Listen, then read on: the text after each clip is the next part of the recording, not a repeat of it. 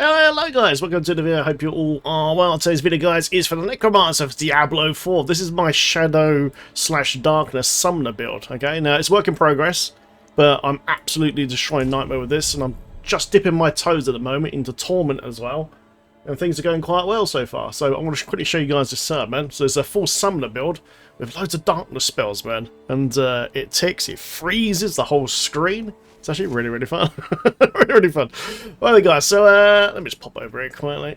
Okay, and I'll show you the skill tree and all that sort of stuff. Well, then, guys, so you see we've got full complement of pets. Got the Gargantuan, Golem, and all the skeletal warriors, guys. All the pets, man, of course. Right, let's go to the skill tree. Yeah.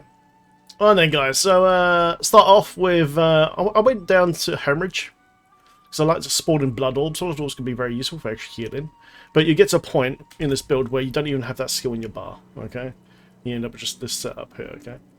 But as you're leveling, you know, pop that onto your bar first. Lovely, guys. They come down here, and then you want to max out Blight and go here to here, okay? So Blight does DOT, then here it slows enemies down by 25%, so you can kite as well, which is great. And then go here to Supernatural Blight. You and your minions deal 15% increased damage to enemies within Blight. Perfect.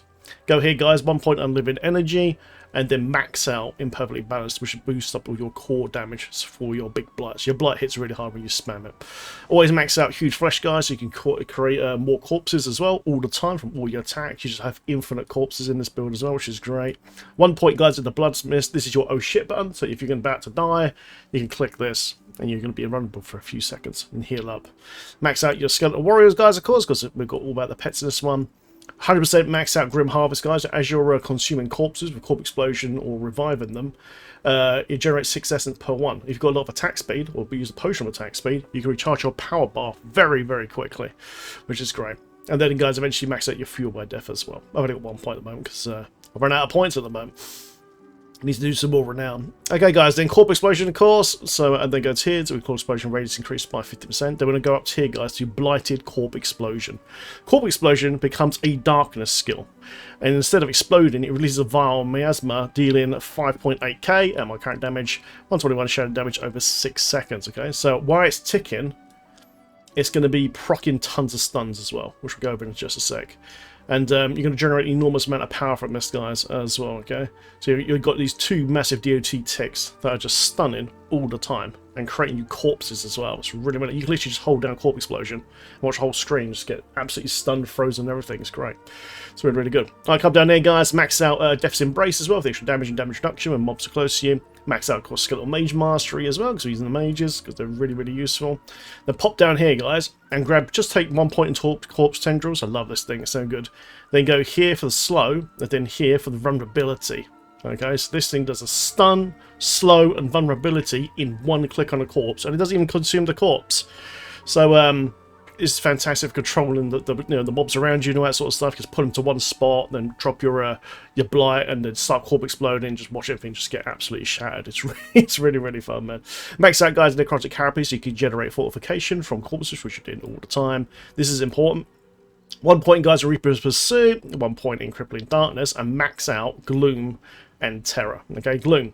When you damage enemies with darkness skills, they take 6% increased shadow damage from you and your minions for 2 seconds, stacking up to 3 times. So a big damage stack there, and then Terror as well. Darkness skills deal 9% bonus to enemies that are slowed, which were slowed all the time from Blight, and of course Corpse Tendrils as well.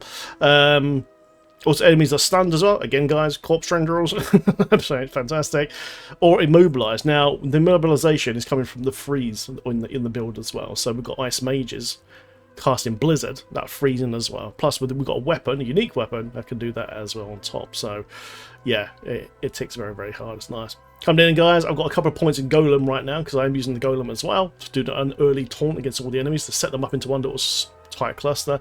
Always max out Inspiring Leader, guys, because the attack speed from your Reaper pets will generate more corpses, which is very important. And always max out Death's Defense. Without this, guys, your pets will die immediately. Minions cannot lose no more than 30% of their maximum life from a single damage instance. So say you got a big boss whacking your skeletons or something, it will take 4 hits for him to kill them outright. But remember, if they do die, you can replace them straight away because you're generating so much corpses. Always keep your Skeletal Warriors up all the time, guys, because they're generating for you all the time. Then, guys, for the passive, take your Shadow Blight, of course. Shadow damage infects enemies for 2 seconds. You and your minions deal 10% bonus damage to enemies with Shadow Blight. Every 10th time an enemy receives shadow damage from you and your minions, while they are affected by Shadow Blight, they take an additional 22% shadow damage. Okay.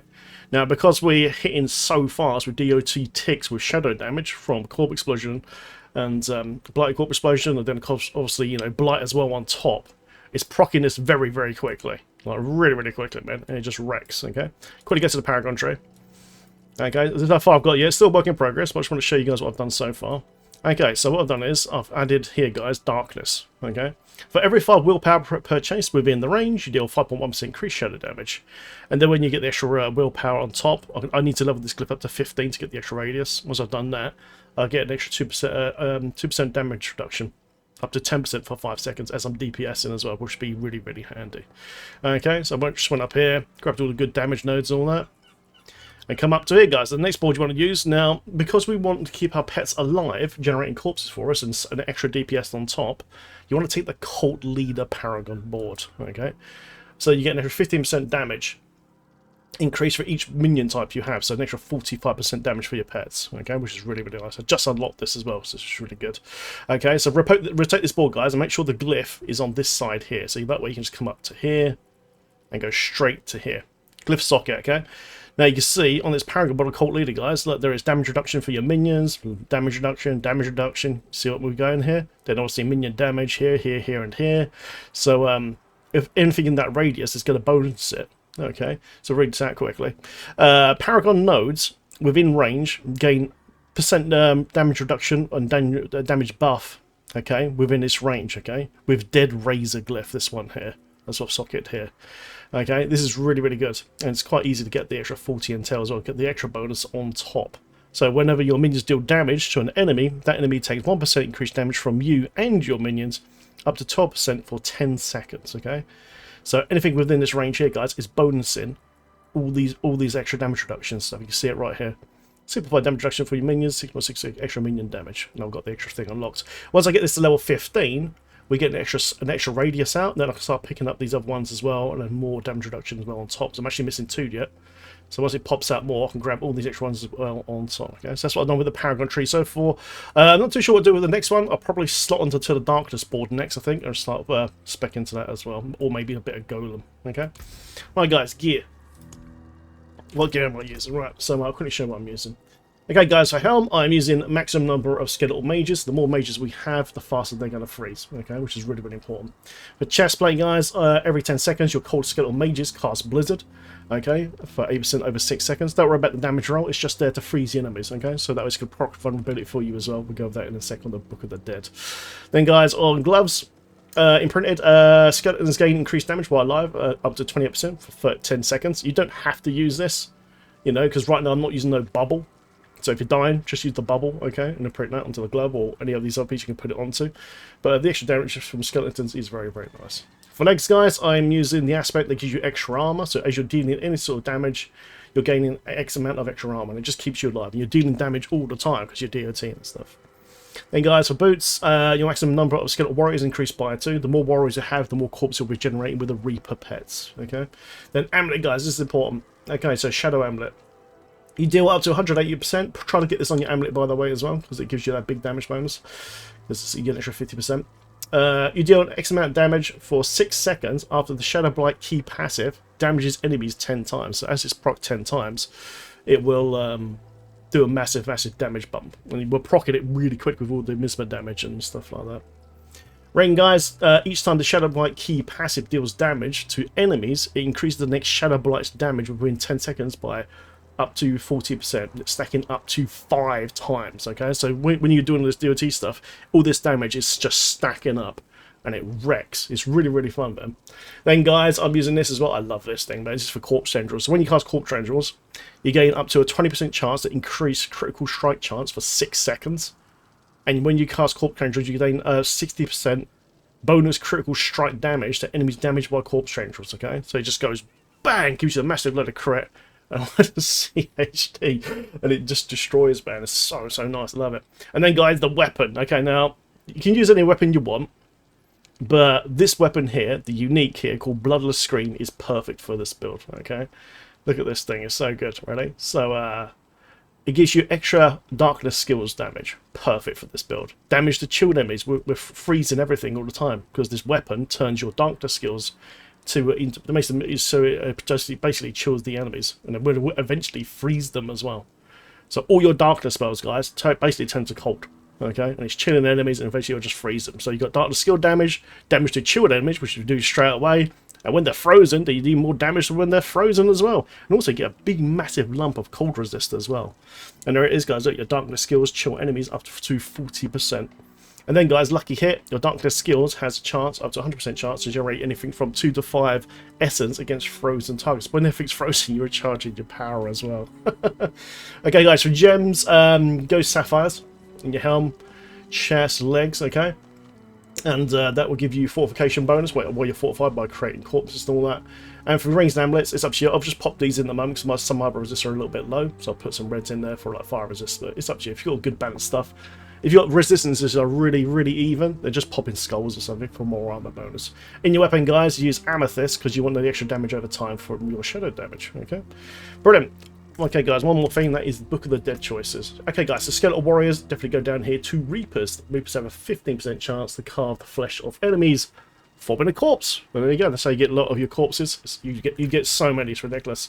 Skeletal Mages, guys, use Cold Mages, okay, because we want them to be casting Blizzard and proc invulnerability. Enemies who are frozen or damaged while you're frozen mages, primary attack, are made vulnerable for 4 seconds. I know, it's really, really nice. But to be honest though, you could actually change over to Shadow Mage if you want to. Because our Shadow Magic is chilling now, you could actually use Shadow Mages if you wanted to. I just like the extra vulnerability from this one. But you could go Shadow Mages for stun, or an extra Shadow Bolt as well, which will freeze enemies as well. But like I said, I just like the extra vulnerability that's happening more naturally, apart from me doing it on Corpse Tendrils. Lovely. Then guys, Golem, man. You can use any Golem you want in this build actually, but I really just like the standard Bone Golem actually, because he's generating me basically a corpse as well, and plus he's got a taunt as well. So this way you've got three CCs really. You're freezing everything obviously, but what I like to do is I like to open up with the Golem to do a taunt when I first see a big pack of monsters. So I do the taunt, and they all run over to him and all that.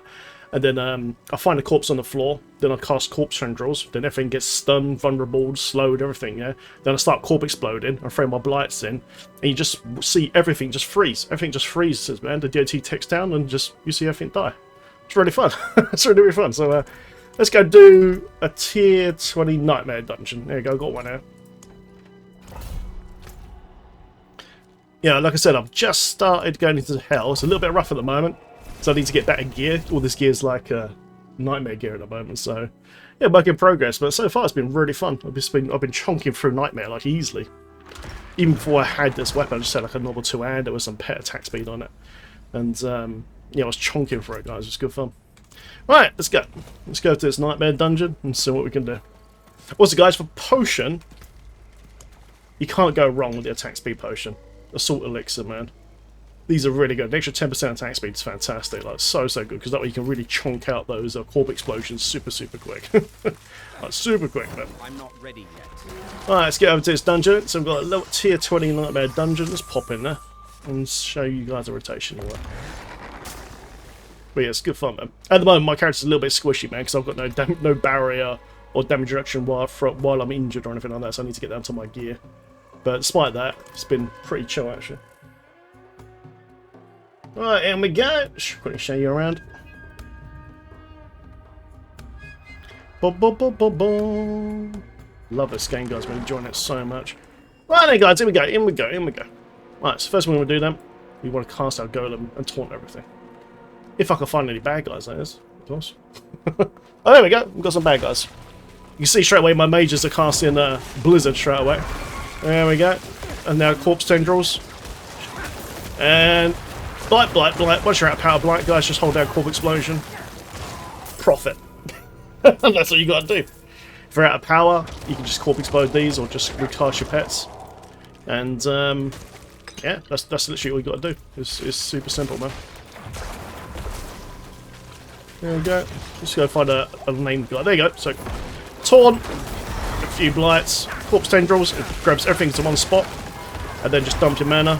Corpse Explode again, you recharge your power. And he's dead. And that's a level 73 mob. I'm level 65. Okay, I'm deleting these fools. It's good, isn't it? It's really, really nice, man. For the weaker mobs, you don't have to do the full rotation. You can literally just go forward and just cast Corp Explosion into your corpse, you know. For this weaker stuff, you can literally just go like this. And look, it's DOT, it's stunning, and it's freezing as well. The stun is coming from here. Actually, I forgot to mention that, actually. The stun is coming from here, guys. Look. Darkness skills have up to 50% chance to stun for 1.1 seconds for 2.2 seconds. So as you're DOTing and just blasting, you're doing your stun on rails. So you can do stagger damage really quickly to monsters, man. And even the world boss is super quick. It's awesome. There we go. Spam corpse stone drills. Corpse smoke, corpse smoke, corpse smoke. They're unleashed with the blight.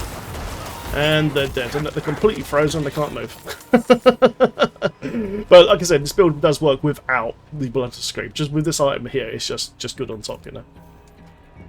Before that, I was using a scythe that had loads of pet attack speed on it, so it would generate more corpses for me.